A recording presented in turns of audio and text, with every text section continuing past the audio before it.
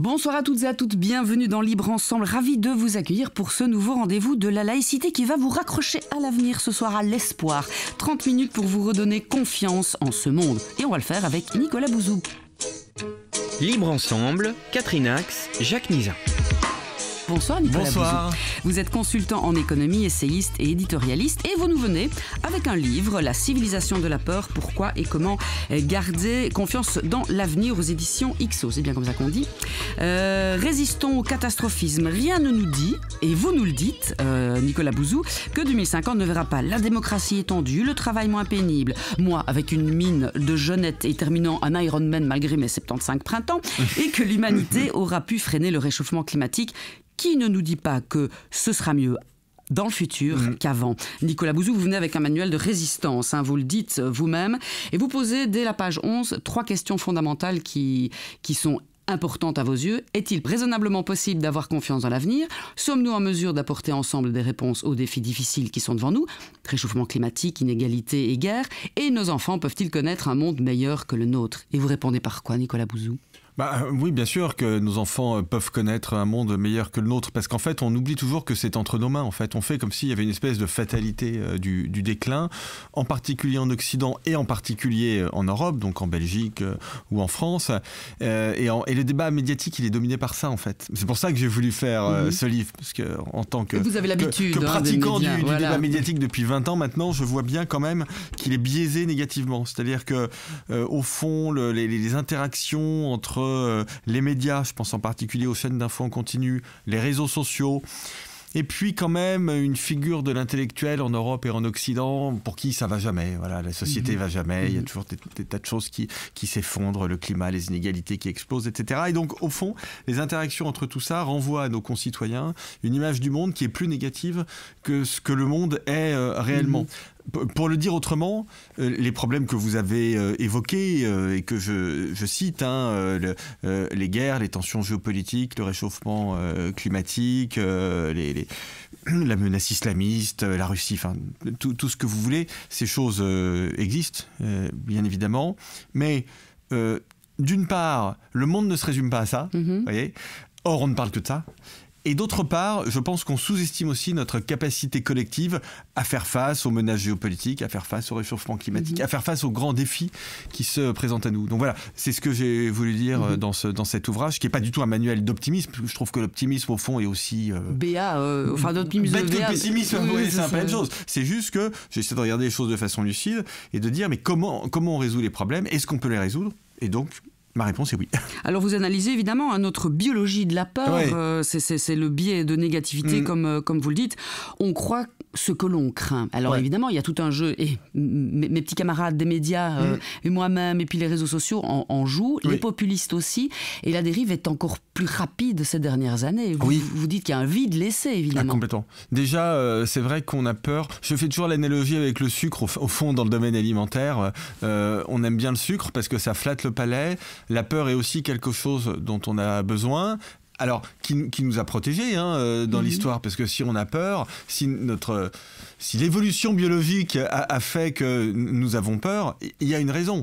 Et de fait, si vous êtes poursuivi dans la rue par quelqu'un qui a une machette et qui veut vous tuer, je conseille en effet de courir et la peur nous aide. Mais en fait, notre corps est adapté à un contexte qui est un contexte où, sous le paléolithique, on avait 20% de chance, entre guillemets, de mourir de mort violente, assassiné, mangé par un animal, enfin tué par un animal, si ce n'est mangé, et puis manger dans un... voilà. Ou n'importe quel microbe vous tue, etc. Et on vit plus dans ce monde-là. Il y a des problèmes d'insécurité, etc. Mais enfin, en toute probabilité, nous n'allons pas mourir de mort violente. Ça peut arriver, mais enfin, c'est quand même très peu probable. Donc, nous ressentons la peur de façon excessive, donc il faut bien avoir ça en tête. Et puis, se dire, je reviens à ça, que...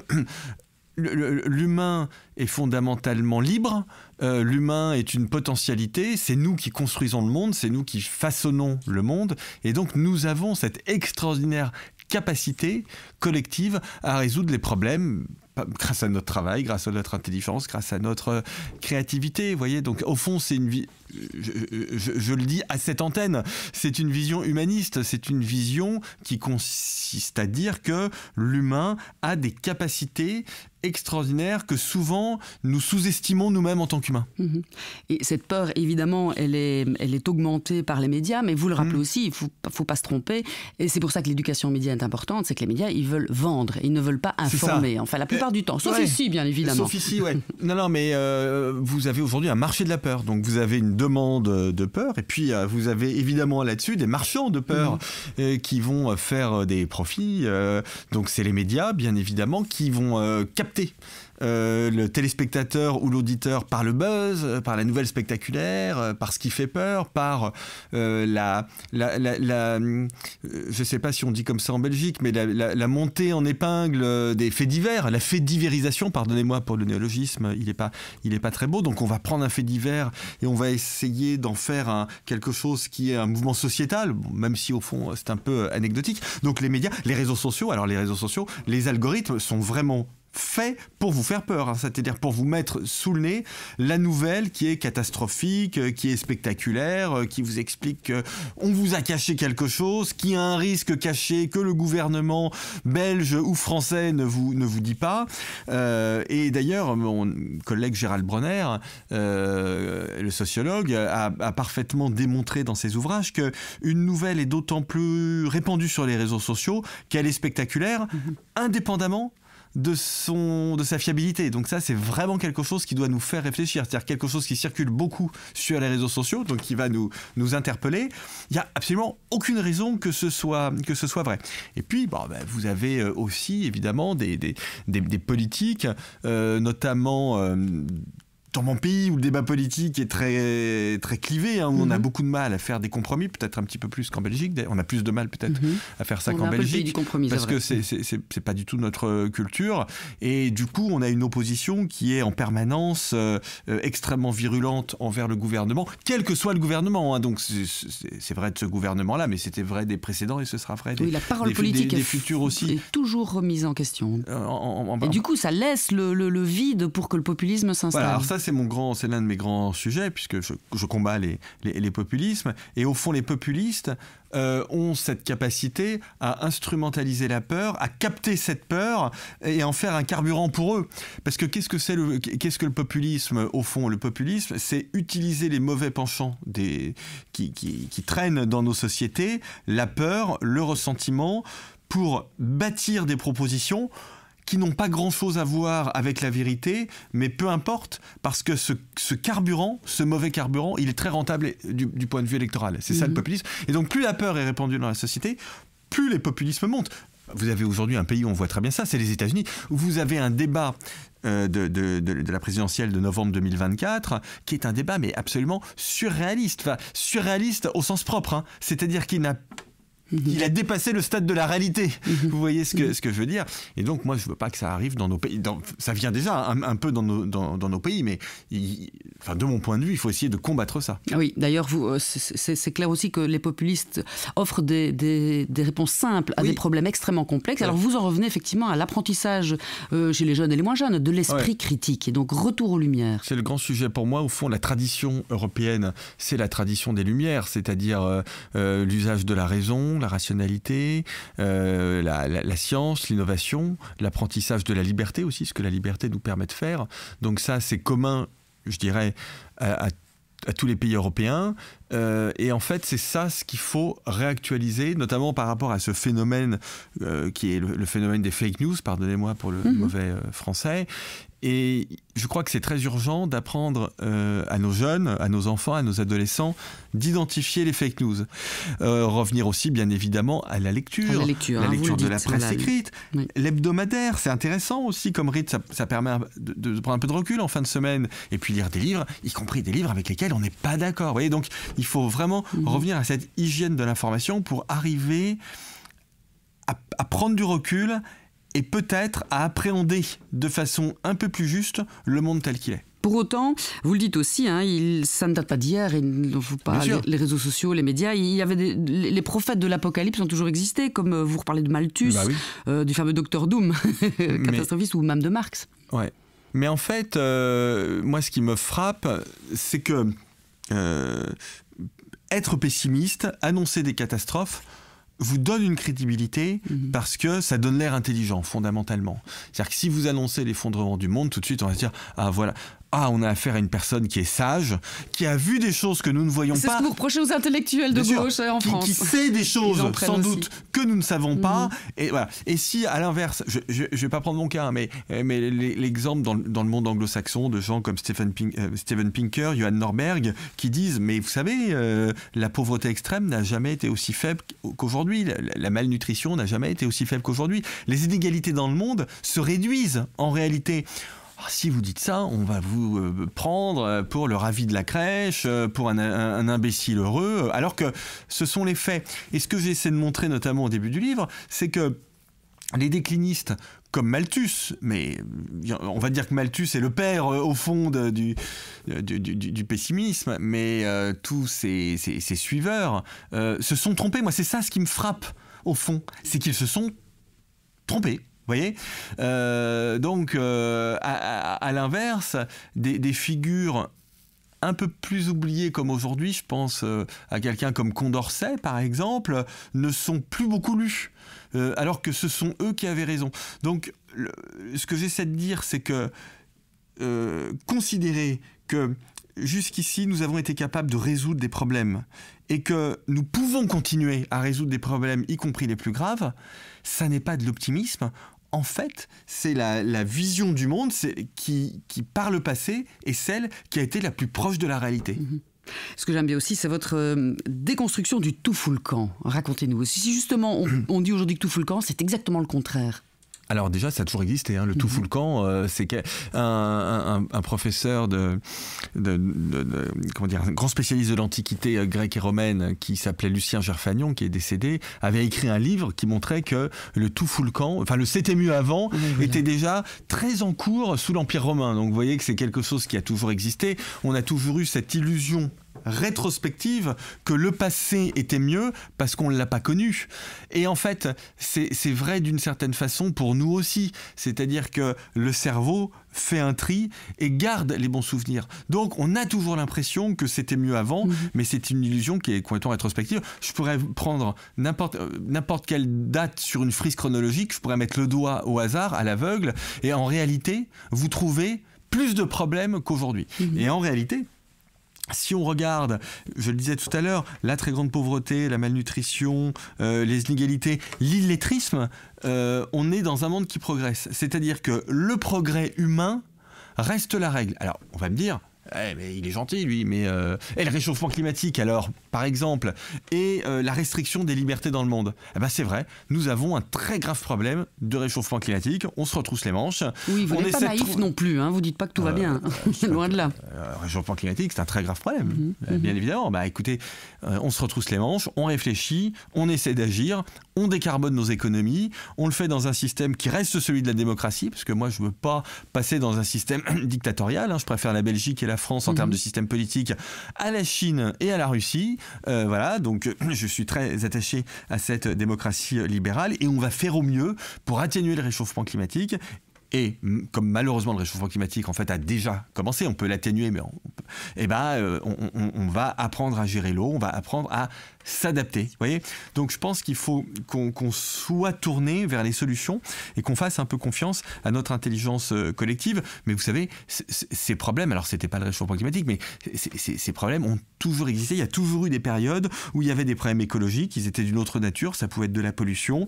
Il y a toujours eu des périodes où les libertés se restreignaient. Faut lutter contre et on va y arriver parce que dans l'histoire, on a toujours réussi à lutter contre ça avec succès. Mais c'est bien, vous reprenez presque point par point en prouvant qu'effectivement les recherches sont telles, comme vous le disiez, l'information est toujours catastrophiste et on ne dit pas assez tout ce qui va bien. Donc exactement. Vous reprenez par exemple la crise Covid, on en est encore à dire mon Dieu nous avons souffert, la jeunesse a souffert, et c'est vrai, mais en fait on s'en est bien sorti et vous le dites, c'est une belle sortie de crise Covid quand même. En fait vous verrez que les historiens quand ils prendront du recul sur la crise Covid, ils loueront la façon dont cette crise a été gérée. Écoutez, on disait... Chez nous en Europe, plus qu'en Chine ou ailleurs d'ailleurs. La Chine, nos démocraties...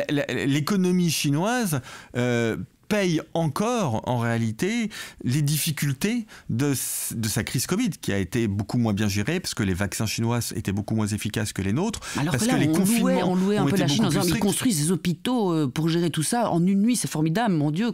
Ils ont été obligés, parce que je voudrais quand même rappeler que le virus est né là-bas. Hein. Il est pas sorti de Bruxelles ou de Paris, hein, le virus. Hein. Il est sorti d'un laboratoire chinois.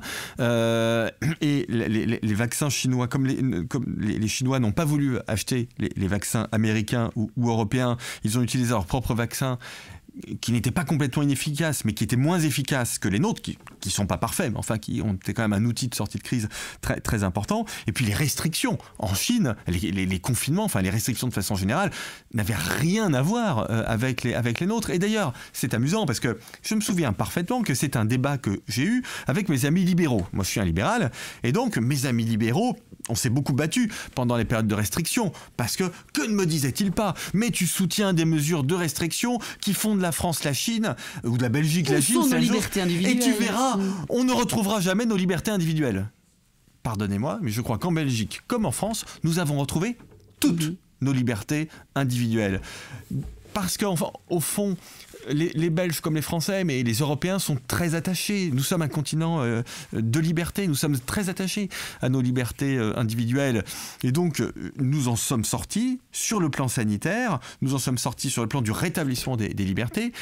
Et vous avez tout à fait raison de dire que cette pandémie a laissé des traces, notamment sur la santé mentale des jeunes, ce qui est un problème très grave. Mais c'était la pandémie la plus grave depuis 100 ans. Donc c'était pas rien ce qu'on a traversé. De la même façon que l'agression russe et la menace que fait peser aujourd'hui la Russie sur un certain nombre de pays européens, puisque je pense que la Russie est un État menaçant, eh ben, on fait face. Et quand le président Poutine, qui n'a même pas le courage, lui, de se présenter devant son peuple, puisqu'il va y avoir des élections, mais enfin, les opposants doivent être validés par le Kremlin, donc vous parlez d'élections, il n'a même pas le courage de se présenter devant son peuple, et bien devant quelqu'un qui n'a pas ce courage-là, eh ben moi, pardon, j'ai pas peur. Vous le dites aussi, renforcer l'Europe, pour vous, c'est une solution, et le multilatéralisme. Voilà, on l'a dit, donc les pistes, c'est la lecture, revenir aux Lumières, l'esprit critique, renforcer l'Europe et le multilatéralisme. C'est très important, c'est la coopération internationale qui a évidemment beaucoup souffert, puisque l'économie mondiale et l'équilibre des puissances a changé. Hein. C'est-à-dire que les États-Unis et l'Europe, qui avaient le monopole de la puissance, sont toujours des puissances, mais elles n'ont plus ce monopole. Et donc, on doit aujourd'hui partager la puissance et trouver un système multilatéral qui nous permette de régler les problèmes avec des pays avec lesquels on n'a pas nécessairement les mêmes valeurs ou les mêmes intérêts à court terme. Donc, la Chine, par exemple, il faut qu'on apprenne, bien évidemment, à discuter avec la Chine. C'est pas le même système politique que nous, c'est pas les mêmes intérêts que nous. Et c'est d'ailleurs la raison pour laquelle je suis très intéressé par ce qui se passe dans le domaine climatique et même par le système des COP qu'on critique beaucoup parce qu'on dit au fond on y bavarde beaucoup mais il s'y prend pas de grandes décisions. Mais réunir une centaine de pays qui quand même arrivent à prendre des engagements communs, c'est pas rien. Et des climatologues qui sont beaucoup plus inquiet que moi, je pense à François Gemène qui est belge justement. Vous pouvez l'interroger, je ne veux pas le faire parler évidemment, hein, mais moi quand j'en parle avec lui, il est complètement d'accord sur cette question des COP, mais il me dit mais enfin c'est déjà extraordinaire qu'on puisse se réunir à une centaine de pays et prendre des engagements communs. Enfin, faut pas être naïf, ça peut pas être simple. Non.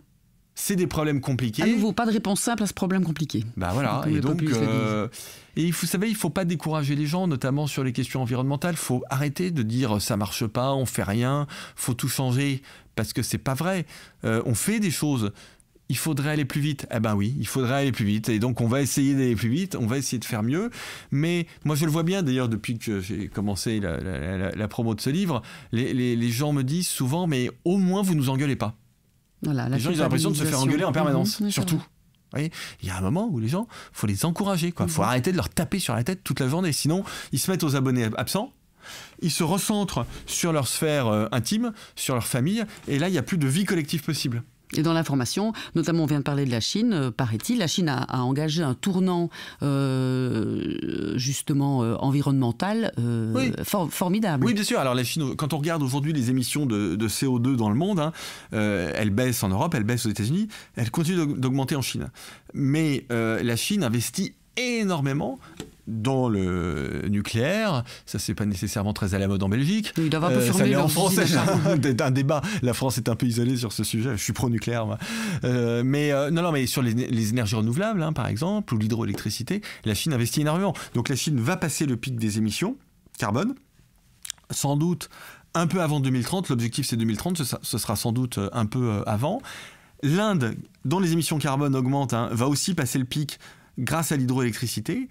Et donc, on va assez rapidement avoir une baisse des émissions carbone au niveau mondial. Alors, il faut arriver à les baisser très, très, très, très, très, très fortement d'ici 2050. Donc, ça, on n'y est pas à la neutralité carbone en 2050. Mais si je prends les pays riches, aujourd'hui, on est au niveau des émissions carbone du début des années 70.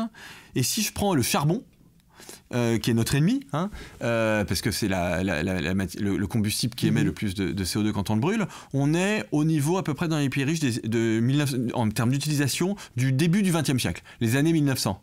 Donc c'est bien, c'est super. On va dans la bonne direction, faut récupérer la Chine et l'Inde, et vous allez voir qu'on va faire des sacrés progrès, et qu'en 2050, on aura beaucoup avancé sur ce sujet, donc il ne faut pas désespérer les gens. Bonne nouvelle aussi, en 2050, vous le dites, les cancers seront quasi tous en voie de guérison, entre guillemets, parce qu'effectivement, quand on voit les infos, il y a de plus en plus de cancers. Oui, sauf que la recherche avance à grands pas, et que donc, théoriquement, tous ces cancers seront guérissables. Vous avez aujourd'hui plus de la moitié des cancers qui sont guéris, ça veut dire que les gens en entendront plus parler. Et sur la part restante, on en rend chronique une plus grande partie. C'est-à-dire que les gens vivent avec le cancer, malheureusement, mais ils peuvent travailler, ils peuvent vivre longtemps. Et en fait, ce qu'on voit, c'est qu'aujourd'hui, il y a une accélération dans les traitements. On a de plus en plus de traitements qui notamment utilisent notre système immunitaire, ce qu'on appelle l'immunothérapie. Vous avez ce qu'on appelle des thérapies ciblées, qui sont des traitements ciblés, non pas sur le cancer du sein, mais sur un type particulier de cancer du sein.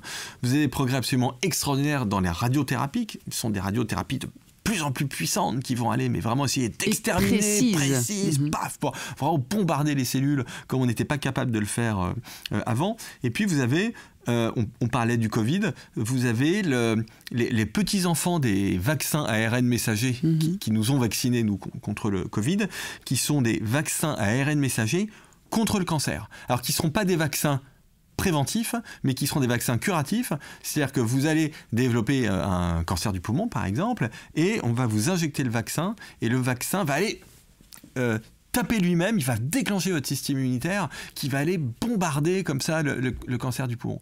Donc, moi je ne suis pas cancérologue, mais je parle beaucoup aux cancérologues et aux meilleurs scientifiques, qui me disent que en effet, on va faire des progrès absolument extraordinaires. Et c'est important le cancer parce que c'est une pathologie très répandue, vous l'avez dit, dans les pays développés. On est tous concernés de près ou de loin, donc nous ou notre famille proche, on va dire. Et donc ça, c'est un espoir formidable. Mais enfin, il y en a plein d'autres. Les maladies rares, par exemple, qui ne sont pas rares, enfin, qui touchent beaucoup de gens. On fait des progrès absolument extraordinaires. Une maladie atroce qui touche les enfants et les jeunes, la mucoviscidose. C'est horrible, on s'étouffe.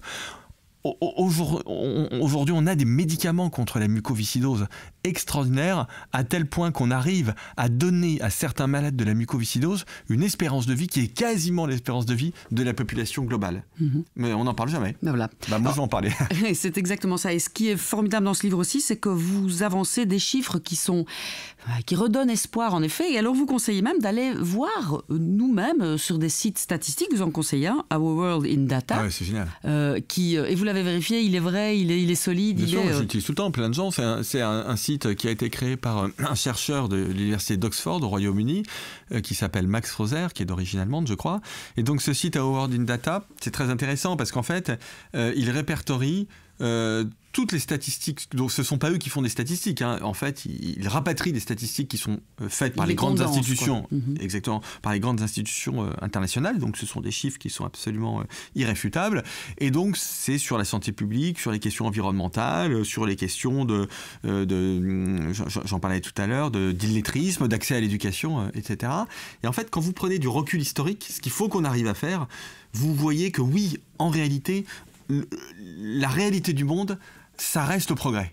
Alors, évidemment, il y a des moments où le progrès, il recule un peu. Par exemple, en ce moment, dans le domaine des libertés au niveau mondial, ça recule un peu. Parce qu'il y a beaucoup soit de dictatures, soit de pays qui étaient des pays démocratiques, dans lesquels les libertés ou l'état de droit reculent un peu. C'est le cas même dans certains pays européens. Je pense à la Hongrie. C'est pas catastrophique, hein. Vaut mieux vivre en Hongrie qu'en Corée du Nord, hein. C'est un super pays, la Hongrie. Mais enfin, on voit bien que l'état de droit est un petit peu attaqué quand même. Vous voyez ?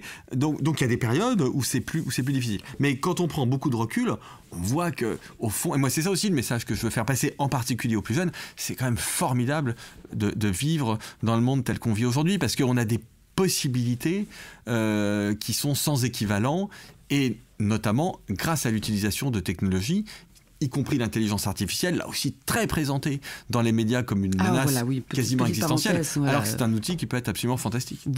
Effectivement, vous redonnez à l'intelligence artificielle ses lettres de noblesse. Je ne sais pas si on les lui a enlevées, elle ne sait même pas ce que c'est encore, mais vous prouvez que son utilisation raisonnée peut être une fameuse avancée, et que d'ailleurs, dans l'état social, nous ne perdons pas autant de jobs, de travail que cela en fait. Il suffira de muter nos jobs pour coller à ce progrès formidable. Ouais, vous savez, j'ai vu passer beaucoup de rapports autour du thème l'intelligence artificielle va supprimer tel type d'emploi, et ça va même détruire, parce que j'ai vu passer 300 millions d'emplois. Bon, après, on peut tout dire, hein, 600 millions, 300 milliards, hein, tant qu'on y est. En fait, ça, il faut bien avoir en tête que ces études catastrophistes sur l'impact de l'innovation sur le travail comme destructeur d'emploi, c'est quelque chose qui a toujours existé. J'avais consacré un livre à ça il y a quelques années, un livre non pas sur l'histoire du travail, mais sur l'histoire de la fin du travail. Et en fait, ce que j'avais montré, c'est que même les empereurs romains, en fait, limitaient l'usage d'outils technologiques ou d'innovation dans le domaine du bâtiment et des travaux publics, parce qu'ils craignaient que ça détruise du travail. Donc c'est vraiment quelque chose qui a toujours existé. Toutes les grandes vagues d'innovation technologique, l'Empire romain, la fin du Moyen-Âge, la Renaissance, le début du 19e siècle, début du 20e siècle, ce qu'on appelait la Belle Époque, il y a toujours eu cette crainte en fait que la technologie détruise le travail. Et ça n'arrive jamais parce que les besoins humains sont sans limite, et parce que nous trouvons toujours des besoins, nous humains, d'utiliser l'innovation technologique pour répondre à de nouveaux besoins, pour adresser de nouvelles problématiques, etc. Donc ce qui va se passer avec l'intelligence artificielle, c'est que ça va transformer des métiers, ça c'est sûr. C'est sûr que si vous êtes médecin généraliste, l'intelligence artificielle, ça va transformer la façon de pratiquer la médecine. Mais on aura toujours des médecins demain. Parce qu'en fait, on va découvrir, et les technologies vont nous aider à découvrir des façons de répondre à beaucoup de besoins. J'en viens, donc on parle d'éducation, et ça terminera notre émission, comme ça termine votre livre d'ailleurs, c'est les enfants, faire des enfants. On entend beaucoup, mais oui, et d'ailleurs on fait peur à nos mômes qui eux-mêmes sont en train de dire, moi je veux pas d'enfants pour les mettre dans ce monde-là. Non, justement, on a besoin que l'humanité persiste, et l'humanité elle se meurt si on ne fait pas d'enfants, donc il faut faire des enfants pour nous aider à décarboner, pour nous aider à avancer dans la recherche. C'est un grand pouvoir et une grande source de réjouissance, les enfants. Déjà, comme vous, je suis un humaniste, c'est-à-dire que ce qui m'intéresse, c'est l'espèce humaine. Donc tout ce qu'on fait aujourd'hui, si on ne le fait pas pour nos enfants, je vois pas pourquoi on le fait. Enfin, pour les enfants, pas au titre individualiste, hein, mais pour les générations futures et pour les plus jeunes. L'action politique, elle n'a de sens que pour les plus jeunes et pour les générations futures, pas pour nous. À titre individuel, je veux dire... On vivait encore bien comme ça pendant 30-40 ans. Bien sûr, donc c'est pas le sujet. Donc déjà, c'est ça ce qui donne du sens à nos actions. Donc ça, c'est la première chose. Deuxième remarque que je voudrais faire, c'est pour résoudre tous les problèmes dont on a parlé, les problèmes d'accès à l'éducation, les problèmes d'accès à la culture, les problèmes de santé, les problèmes environnementaux, qui va le faire ? Les plus jeunes. Oui. Donc en réalité le sujet c'est pas de démissionner et de dire on fait pas d'enfants parce que il y a trop de problèmes, c'est trop compliqué, c'est trop inquiétant, etc. C'était déjà le cas par le passé, il y avait déjà des problèmes. Le sujet c'est en tant qu'adultes, donner à nos enfants les moyens de bâtir un monde qui sera meilleur, leur donner les moyens de résoudre les problèmes qui se posent. Alors très concrètement, c'est faire des ingénieurs, faire des gens qui vont travailler sur l'économie circulaire, sur le recyclage, c'est ça, hein, très, très concrètement, et donc leur donner cette capacité à fabriquer un monde qui sera un monde meilleur.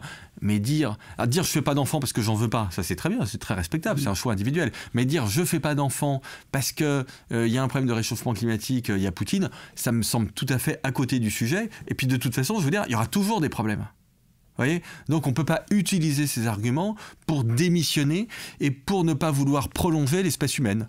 Alors sinon, c'est qu'on n'est pas humaniste et c'est qu'on ne croit pas à ça. On pourrait terminer, Nicolas Bouzou, par cette phrase de Gramsci que j'aime beaucoup. Il faut allier le pessimisme de l'intelligence à l'optimisme de la volonté. Oui, mais vous savez, moi je me reconnais même pas dans l'optimisme, parce que l'optimisme, ce serait une question d'humeur. L'optimisme et le pessimisme, pour moi, c'est deux biais de la perception. J'essaie d'être lucide, de dire, voici quels sont les problèmes. Il n'y a pas que des problèmes, il y a aussi des choses formidables, et les problèmes, on va les résoudre. Vous voyez ? Donc c'est une vision que j'espère être très rationnelle. En tout cas, vous faites du bien. Et très lucide. Bah ça, vous êtes super sympa. Donc un livre à lire et on se quittera là-dessus. Merci beaucoup Nicolas Bouzou. La civilisation de la peur. Pourquoi et comment garder confiance dans l'avenir, nom d'une pipe. Merci à tous ceux qui ont choisi de nous écouter ce soir. Rendez-vous la semaine prochaine pour un autre rendez-vous de la laïcité. À très bientôt Nicolas Bouzou. À bientôt.